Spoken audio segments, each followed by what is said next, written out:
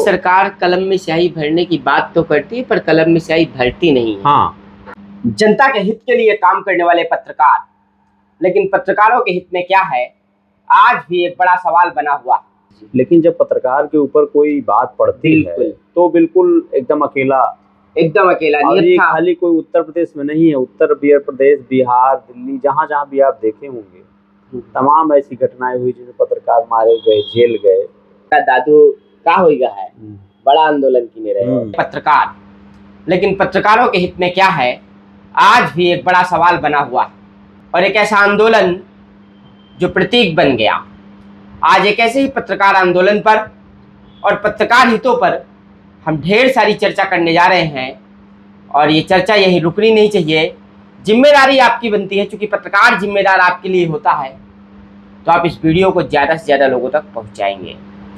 क्योंकि इस चर्चा को करने के लिए उस आंदोलन के अगुवा, प्रेस क्लब के अध्यक्ष सत्यप्रकाश द्विवेदी, जो आज मेरे साथ पत्रकार हितों पर शुरू से अंत तक बहुत ही गंभीर मुद्दों के साथ, बहुत ही गंभीर सवालों के साथ विस्तृत चर्चा होगी। बहुत बहुत स्वागत है आपका मेरे साथ फुल स्टॉप के हमारी इस मंच में। धन्यवाद सौरभ जी। एक आंदोलन जो अभी हुआ बड़ा प्रतीक बन गया, चर्चा रही, क्या कहेंगे आप इस बारे में? क्यों किया गया आंदोलन, क्या मूल वजह थी? देखिए सौरभ जी, वर्तमान स्थिति जो पत्रकारों की है वो किसी से छिपी हुई नहीं है। बातें तो बहुत की जाती हैं पत्रकार हितों को लेकर के जी, लेकिन पत्रकार हितों को लेकर के वास्तव में कोई गंभीरता से कभी बात ही नहीं करता है और न कभी सोचता है। और रही बात यहाँ हुए आंदोलन की, तो जो हमारा संगठन है चित्रकूट प्रेस क्लब, वर्ष 2017 में जब बना तो इसका उद्भव ही आंदोलन से हुआ था। हमारे पत्रकार साथी के साथ पुलिस द्वारा भद्रता की गई जी जी, जिसके बाद एक बड़ा आंदोलन हुआ। उसके बाद ये संगठन बना था हुई थी। तो हमारे संगठन की पहचान ही एक आंदोलनकारी संगठन के रूप में। तो सीतापुर की जो घटना थी जी, हर जगह आंदोलन हुई है, हमारे यहाँ चित्रकूट में भी हुआ, और ऐसी बहुत सी घटनाएं होती रहती हैं जिनमें उम्मीद रहती है हम लोगों को कि स्थानीय लोगों का, अन्य वर्गों का भी सपोर्ट मिलेगा जी जी। लेकिन जब पत्रकार के ऊपर कोई बात पड़ती है तो बिल्कुल एकदम अकेला और ये खाली कोई उत्तर प्रदेश में नहीं है, उत्तर प्रदेश, बिहार, दिल्ली, जहाँ जहाँ भी आप देखे होंगे तमाम ऐसी घटनाएं हुई जिनमें पत्रकार मारे गए, जेल गए। लेकिन वो उनके लिए जो उम्मीद थी कि लोग खड़े होंगे, वो कभी खड़े नहीं होते। अच्छा, हर बार सरकारें आती हैं और कहती हैं कि हम बदलाव लेकर के आएंगे, सत्ता बदल जाती है और उस सत्ता की व्यवस्था में पत्रकार वहीं का वहीं खड़ा है, चौथा स्तंभ जरूर कहा जाता है। तो देखिए, स्तंभ की जो बात है तो कहीं संवैधानिक रूप से पत्रकारों के लिए अलग से कभी कोई कानून नहीं है। जो अभिव्यक्ति की आज़ादी है, हाँ, जो एक आम जनता को मिली हुई है जी, वही चीज़ हमको भी मिली है। हाँ। अभिव्यक्ति की आज़ादी जो है उसी के आधार पर यदि कोई व्यक्ति अपनी आवाज़ उठाता है तो हाँ, उसी कानून के तहत पत्रकार भी अपनी बात रखता है जी। अलग से पत्रकारों के लिए कोई सुविधा या कोई कानून नहीं बनाया गया है। जनता और पत्रकार के बीच में फर्क सिर्फ इतना सा है कि वो लिखते पढ़ते नहीं, हम लिखते पढ़ते बोलते हैं। नहीं, अब कोई बहुत ज्यादा फर्क नहीं रह गया। देखिए, वर्तमान समय सोशल मीडिया का दौर है। बिल्कुल, सोशल मीडिया में आपका अपना फेसबुक अकाउंट है, फेसबुक पेज है, एक्स का अकाउंट है जी, या आपका अपना यूट्यूब चैनल है जी जी, तो इनके लिए कोई मानक नहीं है, कहीं भी कोई ऐसी बाध्यता नहीं है कि आप अपनी बातें जो रखनी है फेसबुक चैनल में किस स्तर पर रखें। एम्बुलेंस आती है पुरानी बाजार के पास का एक दृश्य था, कैसे संभव हुआ कि जहाँ चक्का जाम हो जाता था वहाँ सब लोग एम्बुलेंस को रास्ता देते हुए नजर आए? देखिए, सभी लोगों का स्नेह रहता है हमारे संगठन के प्रति, तो जब कोई भी कार्यक्रम होता है तो संख्या बल बहुत दिखता है जी। लेकिन चूंकि हम लोग कोई छात्र नेता तो है नहीं, पत्रकार बुद्धिजीवी माना जाता है जी जी। तो पढ़े लिखे और बुद्धिजीवी वर्ग से चाहे जितनी संख्या हो जाए, लोगों को उम्मीद रहती है कि कोई भी ऐसा काम नहीं होगा, उग्र होकर के हम लोग नारेबाजी तो कर सकते हैं जी, धरने में बैठ सकते हैं जी जी, लेकिन ऐसा कोई काम नहीं करेंगे या जनता को ये उम्मीद नहीं रहती है कि पत्रकारों द्वारा ऐसा कोई काम होगा जिससे आम जनमानस को रूटीन में जो काम होते हैं उनमें कोई दिक्कत होती है। और एम्बुलेंस तो मेरा ऐसा मानना है कि एम्बुलेंस को देख करके पत्रकारों को ही नहीं, कोई किसी भी तरह का आंदोलन हो रहा है, एम्बुलेंस को कई बार ऐसा होता है कि राजनीतिक दलों का जब आंदोलन होता है तो कई बार खबर हम लोग भी चलाते हैं कि एम्बुलेंस को रास्ता नहीं मिला, उग्रता करते हैं। कई बार ऐसा होता है कि बड़े नेताओं की प्लेट में भी गाड़ियां फंस जाती हैं जी। लेकिन एम्बुलेंस के मामले में तो मेरा ऐसा मानना है कि जीवन और मरण का सवाल रहता है जो एम्बुलेंस के अंदर रहता है। बिल्कुल। तो यदि आप वहाँ पर बाहुबली बने हुए हैं और नहीं निकलने दे रहे हैं और मान लीजिए 10-5 मिनट में कोई देर होने के कारण अनहोनी हो गई उस व्यक्ति के साथ जो एम्बुलेंस में है, तो इसका पछतावा जीवन भर रहेगा। तो बड़ा आंदोलन किसी शहर के अंदर होता तो ये चर्चा सिर्फ शहर में नहीं थी, शहर के बाहर भी इस प्रतीक आंदोलन की चर्चा हुई।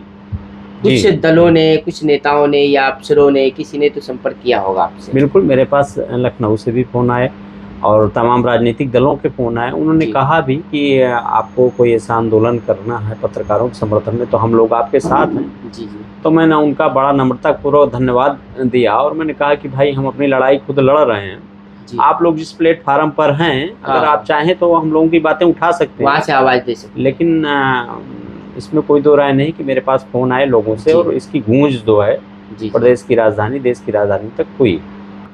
पतंजलि की स्टोर में पहुंचे थे, तो उनका दादू का हो गया है, बड़ा आंदोलन की रहे होता है। देखिए जब ऐसा कोई पत्रकार रोज धरना प्रदर्शन तो करेंगे नहीं भाई, हम लोग नेता तो हैं नहीं जी, ना ऐसी कोई ख्वाहिश है राजनीति करने की। तो जो पेशेवर पत्रकार होते हैं उन्हें अपने समाचारों से ही फुर्सत नहीं होती और जब ऐसी कोई घटनाएं समाज में होती हैं कि पत्रकार का उत्पीड़न होता है या पत्रकार के साथ कोई आघात होता है तो सारे लोग एकत्रित होते हैं, तो चर्चा का विषय तो बनेगा ही। भाई पत्रकारों के पास देखिए जो समाचार पत्र वाले हैं वो 3 बजे से 8 बजे शाम 9 बजे तक व्यस्त रहते हैं। इलेक्ट्रॉनिक मीडिया वालों का हाल ये है कि रात में भी किसी का 12 बजे फ़ोन आए तो उठ के भागना पड़ता है कि लाओ खबर करना है। तो अगर वो लोग रोड में आ रहे हैं तो चर्चा का विषय तो बनेगा ही। अच्छा, आम बोलचाल की भाषा में लोग आपको दादू कब से और कैसे कहने लगे थे? देखिए ये हमारे क्षेत्र में जो घर का बड़ा बेटा होता है जी जी जी, तो उसको दादू कहा जाता है। दुलार में। हाँ, दुलार में कहा जाता है और इसका कोई दूसरा आशय नहीं है। हाँ।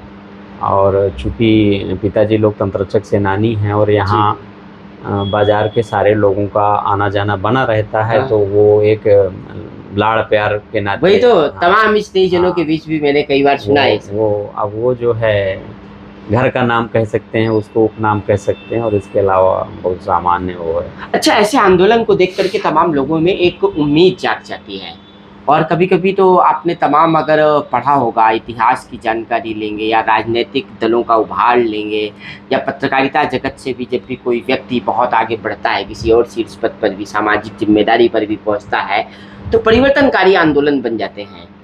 क्या लगता है आपको? जी बिल्कुल, पत्रकार तो देखिए पत्रकार अकेला पत्रकार ही पर्याप्त होता है। गांव देहात के लोगों की उम्मीद होता है, जो काम शासन प्रशासन और पुलिस से, नेता से निराश होकर के लोग होते हैं उसके लिए पत्रकार को फ़ोन करते हैं।